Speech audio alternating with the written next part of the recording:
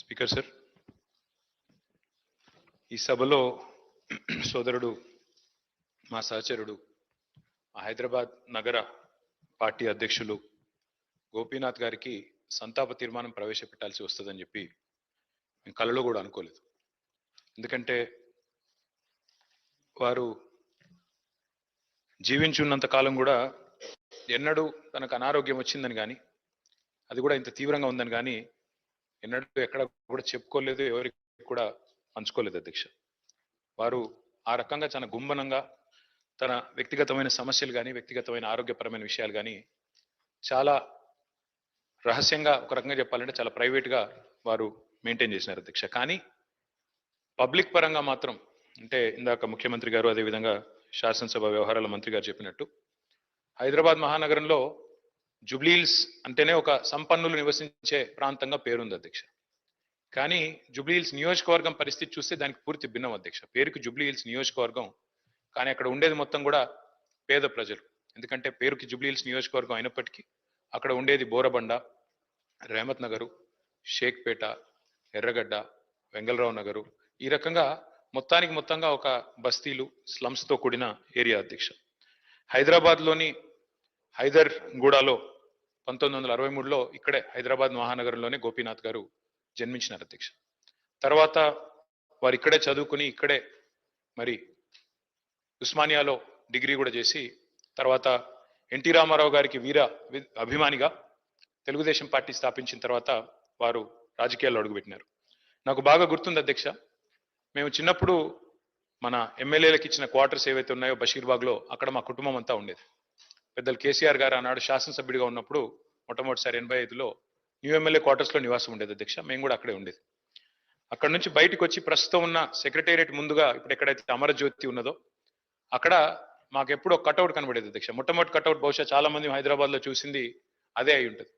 NT Ramarao గారి నిలువెత్తు cutout పెట్టి కృష్ణుడి రూపంలో, రాముడి రూపంలో పెట్టి కింద రాసి ఉండేది అధ్యక్ష, మాగంటి గోపీనాథ్ అని చెప్పి రాసి ఉండేది. ఒక రకంగా చెప్పాలంటే హైదరాబాద్లో ఈ కటౌట్స్ కల్చర్ కానీ, రకంగా చెప్పాలంటే ఆనాడు తెలుగుదేశం పార్టీ అధికారంలో ఉన్నప్పుడు ఈ రకంగా మరి ఒక పర్మనెంట్గా ఒక కటౌట్ తనకంటూ ఏర్పాటు చేసుకున్న నాయకుడు మాగంటి గోపీనాథ్ గారు. వారు చాలా క్రియాశీలంగా ఉండేది అధ్యక్ష రాజకీయాలు. చిన్న స్థాయి నుంచి కూడా మరి మొదటి నుంచి కూడా చాలా క్రియాశీలంగా విద్యార్థి దశ నుంచి కూడా రాజకీయాల్లో ఉన్నారు. తెలుగు యువతలో పనిచేశారు. ఒక పార్టీ, ఒక నాయకుడిని నమ్ముకుంటే చివరి దాకా వారు ఒకసారి ఎన్టీ రామారావు గారి నాయకత్వంలో నడిచారు. తర్వాత తెలుగుదేశం పార్టీ ఇక్కడ నుంచి మాయమైన తర్వాత వారు కేసీఆర్ గారితో కలిసి మరి కష్టం వచ్చినా నష్టం వచ్చినా మరి 2 సార్లు కేసీఆర్ గారి నాయకత్వంలో ఎమ్మెల్యేగా గెలిచి మొదటిసారి ఎన్టీ రామారావు గారి పార్టీ తెలుగుదేశం పార్టీలో 14లో ఆనాడు మరి గెలిచి తర్వాత మరి టీఆర్ఎస్ నుండి కూడా 2 సార్లు ఎమ్మెల్యే అయినారు అధ్యక్ష. ముఖ్యమంత్రి గారు చెప్పినట్టు హ్యాట్రిక్ కొట్టడం ఎమ్మెల్యేలకు అంత సులువు కాదు అధ్యక్ష. గోపీనాథ్ గారి గురించి ఒక మాట చెప్పాలంటే అధ్యక్ష, వారు చనిపోయిన రోజు నేను హరీష్ రావు గారు ఇద్దరం ఏఐజీ హాస్పిటల్ నుండి బయలుదేరి వాళ్ళ ఇంటి దగ్గరికి వెళ్ళి కొన్ని ఏర్పాట్లు చేద్దామని ముందుకు పోయినాం అధ్యక్ష. ఆ రోజు నిజంగా ఆశ్చర్యం అనిపించింది మాకు. చెప్తారు అధ్యక్ష, మన హైదరాబాద్లో సామెత చెప్తారు, ఊపర్ షేర్వాణి అందరు పరేషాని అని. అక్కడ పోయిన తర్వాత నేను హరీష్ రావు గారు నిజంగా ఆశ్చర్యానికి లోనైనాం. గోపీనాథ్ గారు ఉండే ఇల్లు ఒక మాదాపూర్ ఆ ప్రాంతంలో చాలా చిన్న ఇల్లు అధ్యక్ష. నాకు తెలిసి 250-300 గజాలు కూడా ఉంటుందో ఉండదో, చాలా చిన్న ఇల్లు. ఎన్నడూ కూడా గోపీనాథ్ గారు మాకు తను ఎప్పుడు కనబడ్డా ఇందాక మరి ప్రభుత్వం నుంచి చెప్పినట్టు ఎప్పుడు కూడా చాలా గుంభనంగా, చాలా ఎప్పుడు కూడా ఎక్కడ కూడా తనకేమైనా ఇబ్బంది ఉన్నా చెప్పేవాడు కాదు అధ్యక్ష.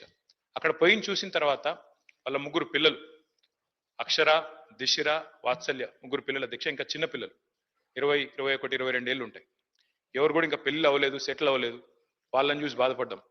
తర్వాత ఇల్లు చూసి కూడా బాధపడ్డాం, ఇట్లా ఉన్నారా ఈయన ఇన్ని రోజుల్లో. ఎందుకంటే ఎప్పుడు ఏ ఫంక్షన్ వచ్చినా బాగా లావిష్గా ఖర్చు పెట్టేటోడు అధ్యక్ష. ఊపర్ షేర్వాణి అందరు పరేషాన్ ఎందుకన్నా అంటే ఎక్కడ కూడా ఏంటంటే తెలియనియలే మాకు ఈ కష్టం ఉందని కానీ ఇంకోటని కానీ. తెలంగాణ ప్రభుత్వం ఆనాడు బతుకమ్మ చీరలు అనే కార్యక్రమం మనం 2016-17లో ప్రారంభించినాం అధ్యక్ష. కానీ అంతకంటే ముందే గోపీనాథ్ గారు తన కాన్స్టిట్యున్సీలో బతుకమ్మకి చీర పెట్టే ఒక సంస్కృతిని కూడా తీసుకొచ్చింది గోపీనాథ్ గారు అధ్యక్ష. మనందరం గోపీనాథ్ అని ఇక్కడ పిలుస్తాం కానీ ఆయన మొత్తం కాన్స్టిట్యున్సీలో మాత్రం గోపన్నగానే పిలుచుకుంటారు. ఎక్కడ పోయినా, ఏ డివిజన్ పోయినా గోపన్న అని మాట్లాడతారు. ప్రజల్లో నిత్యం మమేకమయ్యే వ్యక్తి అధ్యక్ష. ఒక చిన్న ఎగ్జాంపుల్ నేను మీకు చెప్తాను. రేమత్ నగర్ డివిజన్లో ఎస్పీఆర్ ఎస్పీఆర్ కాలనీ అనుకుంటా, ఎస్పీఆర్ హిల్స్ ఏదో ఉంటుంది అధ్యక్ష అక్కడ పేరు. అక్కడ ఒక 5 ఎకరాల స్థలం ఉండేది అధ్యక్ష, ఒక క్వారీ ఉండేది. ఆ క్వారీ మొత్తం అయిపోయింది, దాని క్వారీ అంతా కూడా ఎక్స్కవేషన్ అయిపోయింది. అక్కడ కబ్జా పెట్టడానికి చుట్టూ బస్తీలు అవి ఉన్నాయి, అక్కడ కొంతమంది కబ్జా పెట్టడానికి ప్రయత్నం చేస్తా ఉన్నారు లోకల్ వాళ్ళు కొంతమంది ఎవరు. గోపీనాథ్ గారు పట్టుబట్టి ఆనాడు ప్రభుత్వంలో ఉన్న మా అందరిని కూడా తీసుకెళ్లి ఆ ప్లేస్ చూపెట్టి అక్కడ ఒక మంచి పిల్లలు ఆడుకునే ఒక గ్రౌండ్, అదేవిధంగా అక్కడ కమ్యూనిటీ అంతా గ్యాదర్ అయ్యి చేసుకునే కార్యక్రమాలు చేయాలని చెప్పి పట్టుబట్టి దాన్ని ఒక గ్రౌండ్ గా తీర్చిదిద్ది అక్కడ బతుకమ్మ వేడుకలు కానీ, అట్లాగే రంజాన్ అప్పుడు అక్కడ కార్యక్రమాలు చేయడమే కానీ, క్రిస్మస్ వేడుకలు చేయడం కానీ, ఇవన్నీ కూడా చాలా జాగ్రత్తగా చేసేటాడు అధ్యక్ష. దాంతో పాటు అధ్యక్ష వారు మరి బతికినంత కాలం ఒక మాస్ లీడర్ గా ప్రజల మధ్యనే ఉంటూ ఎప్పటికప్పుడు డైనమిక్ గా తిరుగుతూ అర్ధరాత్రి సమస్య వచ్చినా అపరాత్రి సమస్య వచ్చినా అధికారులను వెంటనే సంప్రదించి పనులు చేసి పెట్టే ఒక మంచి మనస్తత్వం ఉన్న నాయకుడు అధ్యక్ష. అధ్యక్ష మరి గోపీనాథ్ గారి మరణం, ఎందుకంటే మా నగర పార్టీ అధ్యక్షుడు కూడా వారు, దాంతోపాటు కేసీఆర్ గారికి మరి నమ్మిన విధేయుడిగా ఎన్ని ఒత్తిళ్లు వచ్చినా మరి ఒక నమ్మిన విధేయుడిగా మరి పార్టీలో 2 సార్లు గెలిచిన తర్వాత అదే పద్ధతుల్లో కొనసాగారు అధ్యక్ష. వారి మరణం మా పార్టీకి, అట్లాగే వారి కుటుంబం, వారి శ్రీమతి సునీత గారికి, అట్లాగే వారి పిల్లలకి, వారి తల్లి గారికి, వారి కుటుంబ సభ్యులందరికీ, వారి బ్రదర్కి అందరికీ కూడా తీరని లోటు అధ్యక్ష. దాంతోపాటు జూబ్లీ హిల్స్ నియోజకవర్గంలో తనదైన చిరస్మరణీయమైన ముద్ర ఏదైతే గోపీనాథ్ గారు వేసుకున్నారో తప్పకుండా ఆ నియోజకవర్గానికి కూడా ఇది తీరని లోటు. ఈ దుఃఖ సమయంలో వారి కుటుంబం తరపున మా పార్టీ పూర్తి స్థాయిలో అండగా ఉంటుంది అధ్యక్ష.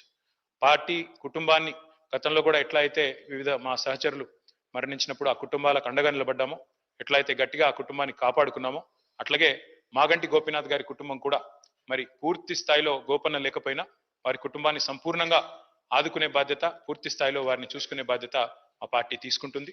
మరి ఈ రోజు శాసనసభలో వారి సంతాప తీర్మానంలో ప్రసంగించే అవకాశం రావడం విషయంలో బాధను వ్యక్తం చేస్తూ ఈ శోకాతప్త సమయంలో వారి కుటుంబానికి, అదేవిధంగా వారి అభిమానులకి, అదేవిధంగా కార్యకర్తలకు కూడా వారికి మనోధైర్యం భగవంతుడు ప్రసాదించాలని కోరుకుంటూ తమరికి ధన్యవాదాలు.